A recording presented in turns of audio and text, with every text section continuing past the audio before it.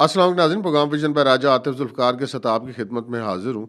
खबर यह है कि आसिफ अली जरदारी मलिक रियाज को बचाने के लिए मुतहरक हो गए हैं और 8 फरवरी को पोलिंग स्टेशंस पर क्या होने जा रहा है। और फिर निगरान वज़ीर आज़म भी जूथिया निकला है। इन तमाम मामलात पर आपसे बात करेंगे, मगर इससे पहले कि अपने प्रोग्राम को आगे बढ़ाएं, आपसे गुजारिश है कि अगर अभी तक आपने हमारा चैनल सब्सक्राइब नहीं किया तो प्लीज़ कर लीजिए, साथ ही बेल आइकॉन भी दबा दीजिए ताकि यूँ ही हमारा कोई नया प्रोग्राम अपलोड होता है तो उसका नोटिफिकेशन फौरी तौर पर आपको मौसूल हो सके। प्रोग्राम का बाकायदा आगाज़ करते हैं जी दो इम्पॉर्टेंट ख़बरों से, और वो दोनों ख़बरें एक दूसरे से लिंक्ड हैं भी और नहीं भी। गुज़िश्ता रोज़ दो बड़ी इम्पॉर्टेंट मुलाकातें हुई हैं मुल्क के अंदर। एक मुलाकात हुई है पाकिस्तान पीपल्स पार्टी के जो चेयरमैन हैं बिलावल भुट्टो जरदारी साहब, उनकी और अमरीकी सफ़ीर डोनाल्ड ब्लूम की। ये मुलाकात हुई है इस्लामाबाद के अंदर। और एक मुलाकात हुई है लाहौर में बरतानवी सफ़ीर जैन मेरिट की और नवाज शरीफ की। ये दोनों मुलाकातें हुई हैं जिसके ऊपर लोग बहुत सारे चाय की प्याली में तूफ़ान बर्पा किए हुए हैं, लेकिन जो लोग समझते हैं मामलात को वो ये जानते हैं कि ये सफ़ीरों से सियासतदानों की मुलाकातें एक मामूल का हिस्सा है। यही सफ़रा जो हैं वो मुख्तलिफ़ पार्टियों के लोगों से मिलते हैं, जिस भी मुल्क में तैनात होते हैं, और वहाँ से अपने अपने मुल्कों को रिपोर्ट्स लिख कर भिजवाया करते हैं। ये उनकी प्रोफेशनल ज़िम्मेदारियों का हिस्सा होता है।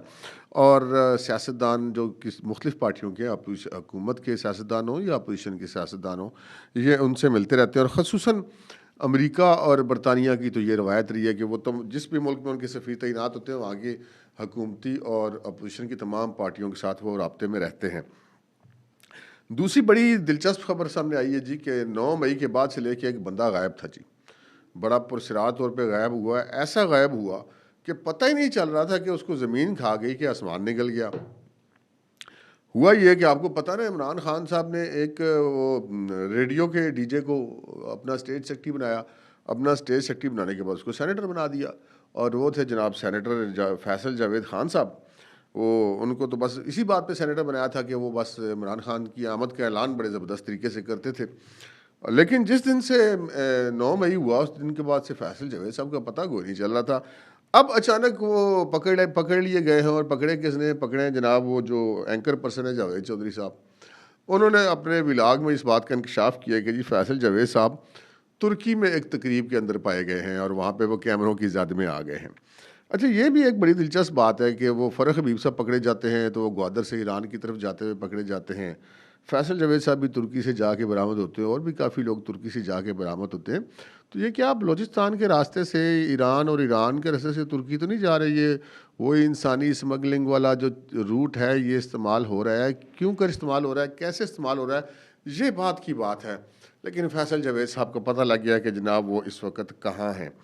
अच्छा, इससे जो अगली खबर है वो खबर ये है कि जी इलेक्शन होने जा रहे हैं। इलेक्शन क्यों होने जा रहे हैं, कैसे होने जा रहे हैं, उसकी वजह ये हम आपको ऐसे बताते हैं कि जो मुल्क के मुख्तलिफ जो इंतज़ामी दफातर हैं, मसलन मुल्क भर के अंदर जितने कमिश्नर साहिबान के दफातर हैं, डिप्टी कमिश्नर साहिबान के दफातर हैं, वहाँ पर जो है इंतखाबी इंतज़ामात के हवाले से इजलास शुरू हो गए हैं। कितने पोलिंग स्टेशन होंगे, हर पोलिंग स्टेशन पर कितनी नफरी होगी, कितनी पुलिस होगी, कितनी रेंजर्स होगी, कौन बैकअप में होगा, पोलिंग स्टाफ कितना होगा, उनकी मुख्तलिफ जो ज़रूरियात कैसे पूरी की जाएंगी। तो इस पर अब काम होना शुरू हो चुका हुआ है, जिससे एक चीज़ बिल्कुल वाज़ेह हो जाती है कि जनाब इलेक्शन हो रहे हैं। अब सैनेट वाली मशकूक करारदादें लाएँ ना लाएँ कोई फ़र्क नहीं पड़ता, क्योंकि इलेक्शन बहरहाल अब तक की इतलात ये हैं कि 8 फरवरी को ही हो रहे हैं। अगली खबर जो है वो आप जानते हैं, हमारे जनाब निगरान वज़ीर आज़म अनवारुल हक काकड़ साहब, हम उन पे तनकीद करते हैं ना तो कई लोगों को बड़ा गुस्सा आता है, बड़े उनके पेट में दर्द होती है। और भाई, जब बंदा किसी पब्लिक जो ऑफिस होल्ड करता है ना, जब जिम्मेदारियां होती हैं तो तनकीद हुआ करती है। तो तनकीद अगर जिससे बर्दाश्त नहीं होती, उसको चाहिए वो घर चला जाए। और वो एक तो साहब अनवारुल हक काकड़ साहब के पता नहीं इश्क में मुबतला थे या पता नहीं कोई ढंगे आदमी थे, आके नीचे हमें धमकियाँ देनी शुरू कर दी। तो भाई साहब, बात ये है कि अनवारुल हक काकड़ साहब जिस दिन से वज़ीर आज़म बने हैं, हम ये पहले भी कई दफ़ा बात करें, सवाए इंटरव्यू देने के लिए उन्होंने काम कोई नहीं किया। और इंटरव्यू पे इंटरव्यू को बंदा पूरे पाकिस्तान में रह नहीं गया, मतलब जिसको उन्होंने इंटरव्यू ना दिया हो। और फिर वो खानों पे बुला लेते लोगों को। एडा वेला वज़ीर आज़म, हम फिर बार बार कहेंगे कि एडा वेला वज़ीर आज़म। और वो कभी वो अब तो उनको वो एक मतलब लेक्चर देने का बड़ा शौक चढ़ा हुआ है। फारा आदमी जो हुए, उनका काम जो काज जो कोई ना हुआ, घूम फिर भी आते हैं। और इंटरव्यू भी दे देते हैं। तो अभी जनाब उन्होंने नया काम पकड़ लिया। एक कल उन्होंने इंटरव्यू दिया जिसके बाद हमें पता चला यार बेड़ा ही गर्क हो गया यार। मैं तो हैरान हूँ।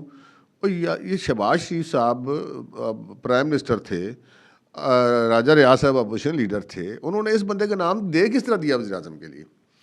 अच्छा जी, किसी की रिकमेंडेशन पे दे दिया तो रिकमेंडेशन कैसे आ गई? अब इन्होंने एक गुफ्तगू की एक टीवी चैनल के ऊपर हमारे निगरान वज़ीर आज़म साहब ने, और उन्होंने कहा जी 9 मई के मुलव्वस किरदारों को सज़ा मिलनी चाहिए। और इमरान खान मास्टरमाइंड हैं या नहीं, हमारे पास ऐसी कोई इतला नहीं है। तो भाईजान आप वज़ीर आज़म पर क्या किस लिए बने हुए हैं आप? अगर आपको इतना ही नहीं पता तो ये जो आप अभी जब से आपने वज़ारत उज़्मा संभाली है उससे लेकर अभी तक आप जो कौम को लेक्चर देते रहे हैं, अगर आप क्लियर ही नहीं है, आप कन्फर्म ही नहीं है, तो फिर आप ये लेक्चर क्यों देते रहे हैं? ये जो जितनी वीडियोज़ हैं डॉक्टर यास्मीन राशिद से लेकर और ये शहरयार आफरीदी तक और ये शाह महमूद कुरैशी से लेके जरताज गुल तक, कोई सारी वीडियोस ऑडियो सब नज़र का धोखा है। खाली काकड़ साहब तो उसी सच्चे रह गए हो।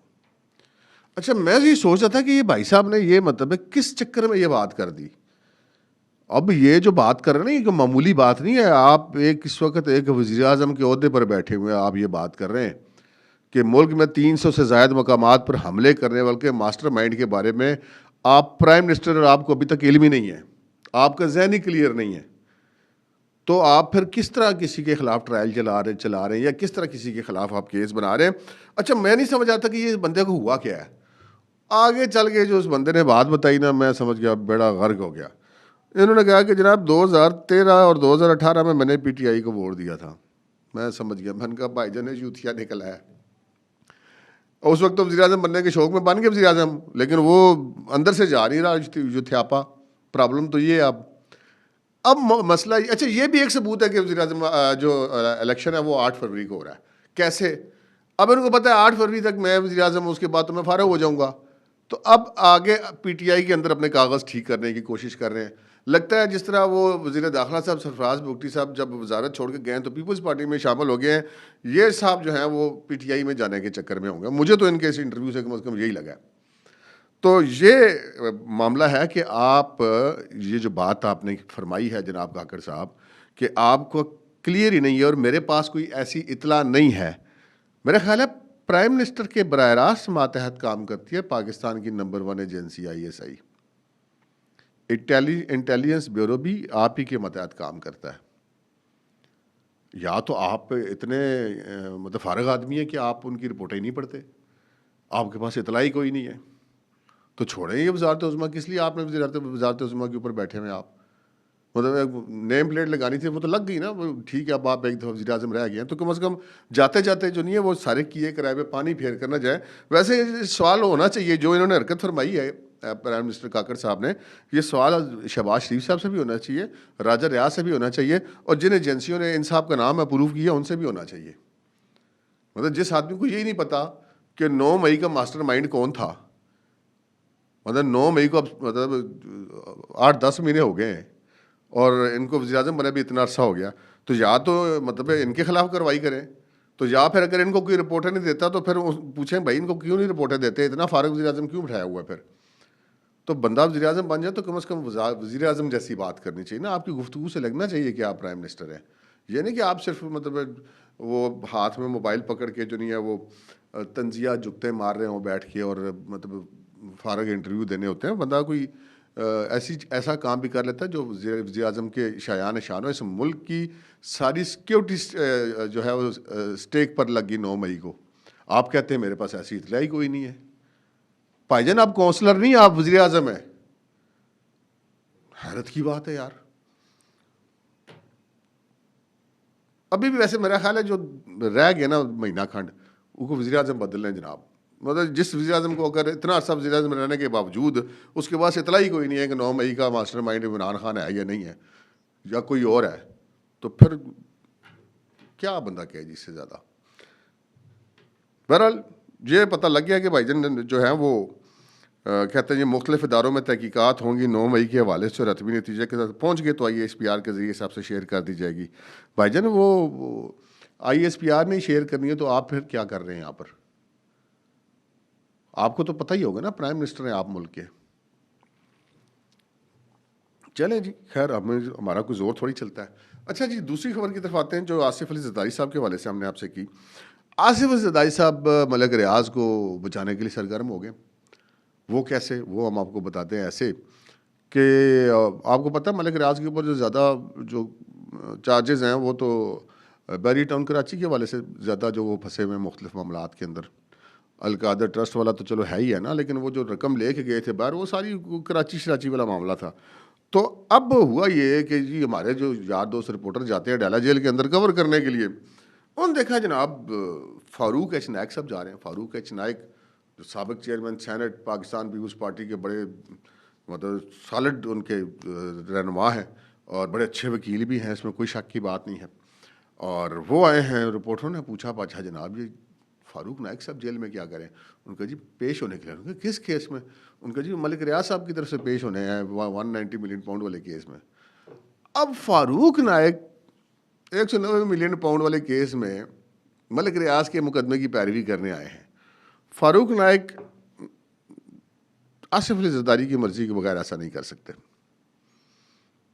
चूँकि अभी सिंध के अंदर उनकी हुकूमत नहीं है और मलिक रियाज साहब फंसे हुए हैं, तो ये एक हाँ, फारूक नायक साहब को इस चीज़ का बड़ा अच्छा तजर्बा है कि केसेस को लिंगर ऑन कराने की टेक्निक्स उनको बहुत अच्छी आती हैं। ये भी एक वकील की क्वालिटी होती है। तो वो अब लगता है आसिफ ज़रदारी साहब ने उनको टास्क दे दिया कि भाई एक केस जो है नहीं बस महीना 1.5 महीना लिंगर ऑन कर लो, बाद में हमारी हुकूमत आ जाएगी सिंध में, हम खुद कुछ कारकुर लेंगे। तो ये जनाब लगता है कि अब ज़रदारी साहब निकल आए मैदान में मलिक रियाज को बचाने के लिए। अब मलिक रियाज साहब बचते हैं नहीं बचते, अभी तक तो वो मफरूर इश्तारी हो गए हुए हैं और फंस भी गए हुए हैं। और देखते हैं मलिक रियाज साहब इस दफ़ा मतलब पक्के फंस गए या ज़रदारी साहब का रेस्क्यू करना उनके काम आ जाएगा। अच्छा जी, अब हम आपको बताते हैं जी इलेक्शन में पोलिंग डे पर क्या होगा। हमने कहा कि यार ये पोलिंग डे पे तो बड़ी गड़बड़ हो जाएगी, मतलब अभी तक 9 मई के लोगों को सजाएं नहीं मिली, ये कि काम उल्टा ना पड़ जाए। 9 मई के मुलजमान को अगर 8-10 महीने गुजरने के बावजूद सजाएं नहीं मिली तो ये तो एक और 9 मई कर देंगे पकड़ के जो पीटीआई वाले हैं, इमरान खान एंड कंपनी। तो बस किसी ज़िम्मेदार आदमी से हमारी मुलाकात हुई, उसने कहा जनाब फ़िक्र की कोई बात नहीं है। मैंने कहा क्यों? उनका जनाब 8 फरवरी को पोलिंग डे पीटीआई के वोटर और सपोर्टर के वाले से बाँ बाँ करते हुए नजर आएंगे। उनका बंदा ही कोई नहीं नजर आना। मैंने कहा देख लें, आप बहुत बड़ी बात करें। उन्होंने कहा जी लिख के रख लें। उनके एक तो उनके अंदर झगड़े पड़ गए हुए हैं, किसी को ये नहीं पता कौन पार्टी का टिकट दे रहा है कौन ले रहा है। एक एक हल्के में 15-15 ग्रुप सामने आ गए हुए हैं और हर बंदा अपने अपने टिकट बांटी फिर रहा है, हर बंदा अपने अपने उम्मीदवारों की हिमायत का ऐलान करता फिर रहा है। उन्होंने कहा कि आपको अगर कुछ नज़र भी आया ना पीटीआई के, तो सोशल मीडिया भी नज़र आना है। आपको मौके पे पोलिंग स्टेशन पे ना कोई वोट डालने के लिए आता हुआ नजर आएगा, ना कोई कंपेन चलाता हुआ नजर आएगा, पोलिंग स्टेशन बाँ बाँ कर रहे होंगे। हमने कहा ये खबर भी आपके साथ शेयर कर लें। अब तक के लिए इतना ही, इजाज़त दीजिए, अल्लाह हाफ़िज़।